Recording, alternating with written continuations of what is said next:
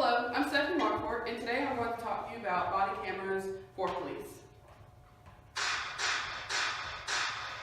Alright, you just heard 4 gunshots go off. There's 2 people on the ground, one's an officer, the other one's another person or a perp. Each have 2 gunshots to the chest and abdominal area. Who shot first? The officer or the perp? It's the officer's word against the perp's word. Who knows what really happened? But if there was a video to show you exactly what happened, how would that go?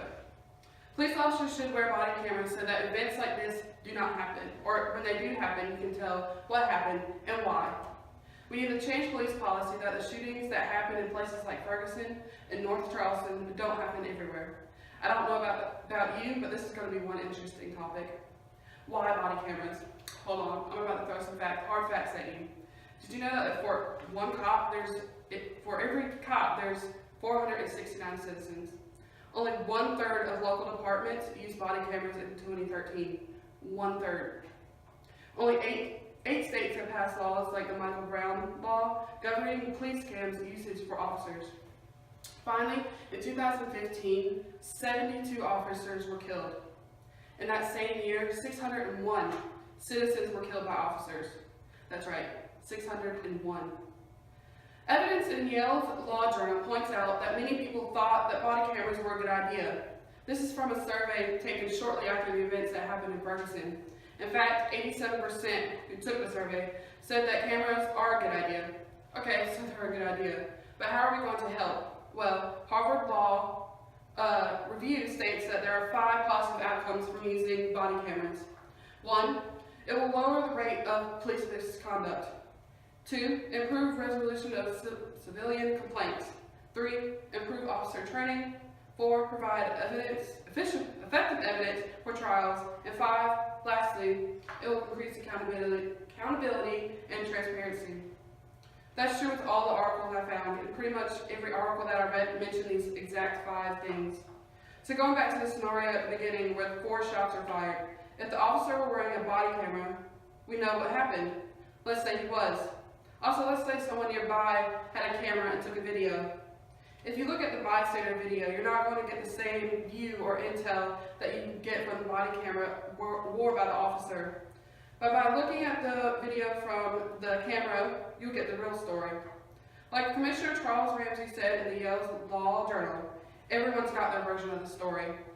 But when it's on tape, it's on tape. It is what it is.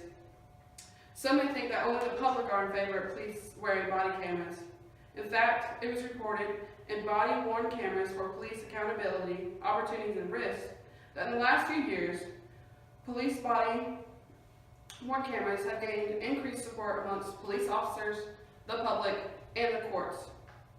And if you look at the article, Cops and Cameras, Officer View of Use of Body-Worn Cameras in Law Enforcement, officers are open and supportive of them wearing cameras. They believe that it will improve their, citizens, and their fellow officers' behavior. And they also think that it will have no impact on their willingness to respond. So they're going to respond no matter whether they have the cameras on or not. But who's going to pay for the cameras? Me? You? It's stated in considering police body cameras that Obama announced that $260 million in federal funding to allow law enforcement agencies to purchase body-worn cameras and to improve training. So there's money to get police officers to wear body cameras. But what's the other side of the story? Many people think that if officers were wearing body cameras, that their privacy is being violated. I found this to be true among all the articles I read. Another issue is that the officers can just simply turn off their camera or erase footage when they've done something wrong. Yes, I can see where they're coming from. But how many truly bad officers are there in law enforcement?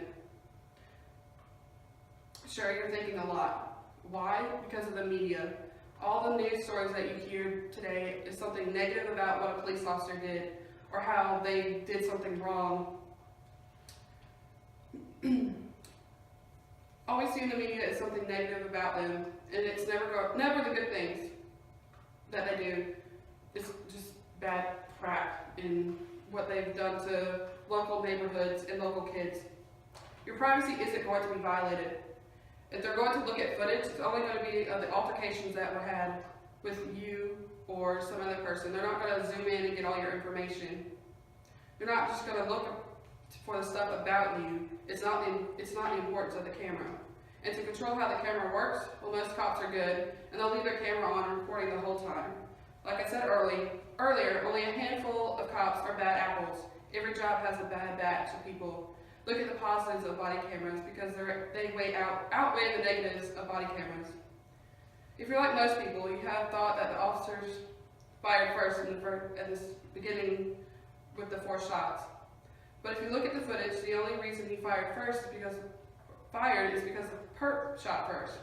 Officers have a reason for firing their weapon. They're not just going to do it just because. We have to remember that they put their lives on the line to protect us every day. If you don't like the cops, don't do stupid stuff where you have to get the cops involved. Put yourself in their shoes. Would you be willing to do just half the stuff they do? Let's change the policy. Let's officers wear body cameras for everyone's safety, because you'll never know when a simple video clip could save you. Thanks for listening.